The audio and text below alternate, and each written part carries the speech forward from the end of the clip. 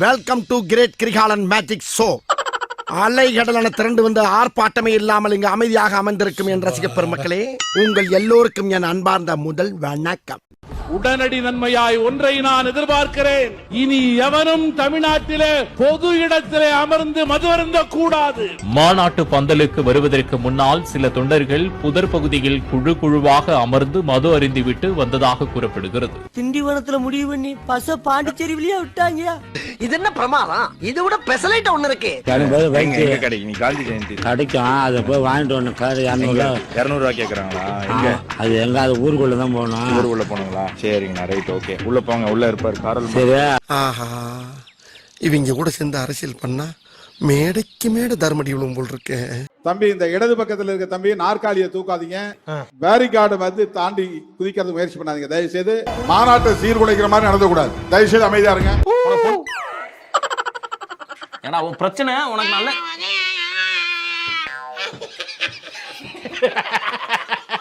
அவன் கிடக்குறான்.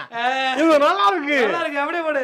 அனைவருக்கும் வணக்கம். நான் உங்கள் பிரேம் சேதுபதி. அக்டோபர் 2ன்னு சொன்னாலே நமக்கு வந்து என்ன தெரியும்? காந்தி ஜெயந்தி. காந்தி ஜெயந்தி அன்னைக்கு மதுக்கடைகள்லாம் மூடி இருப்பாங்க அப்படின்னு வந்து இந்தியாவில் இருக்கக்கூடிய எல்லாத்துக்குமே தெரியும். குறிப்பா தமிழ்நாட்டில் இருக்கக்கூடிய மது பிரியர்கள் எல்லாத்துக்குமே தெரியும். ஆனா விசிக தலைவர் அண்ணன் திருமாவளவன் அவர்கள் ஒரு மாநாட்டை நடத்துறாங்க. என்ன மாநாடு?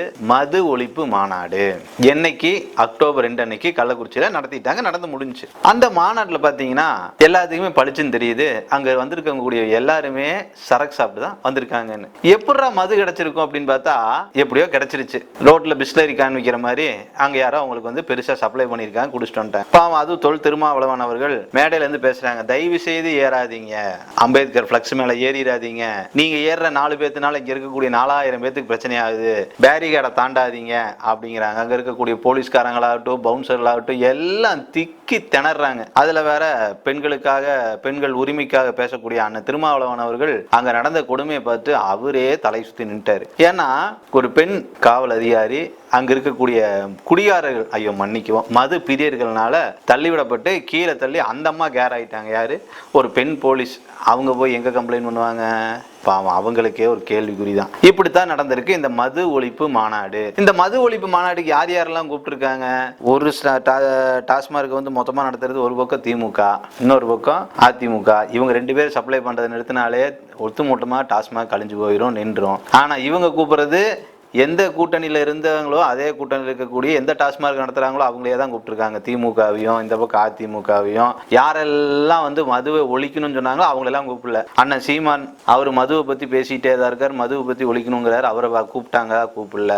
வன்னியர் சமுதாயத்திற்கான கட்சிம்பாங்க. ஆனா அது வன்னியர் சமுதாயத்துக்கான கட்சியா கிடையாது, பாட்டாளி மக்களுக்கான கட்சி, ஒவ்வொரு தமிழனுக்கான கட்சி. அந்த கட்சியில் இருக்கக்கூடிய அன்புமணி ராமதாஸ் அவர்களை கூப்பிட்டாங்களா? கூப்பிடல. இப்படி யாரெல்லாம் மதுக்கு எதிராக போராடுறாங்களோ அவங்களை எல்லாம் கூப்பிடாம யாரெல்லாம் மதுக்காக ஆதரவா கொடுக்குறாங்களோ, ஆதரவா பேசுறாங்களோ அவங்கள மட்டுமே வச்சு இந்த மது ஒழிப்பு மாநாட்டை நடத்திட்டாங்க. ஒருவேளை இப்படி இருக்குமோ?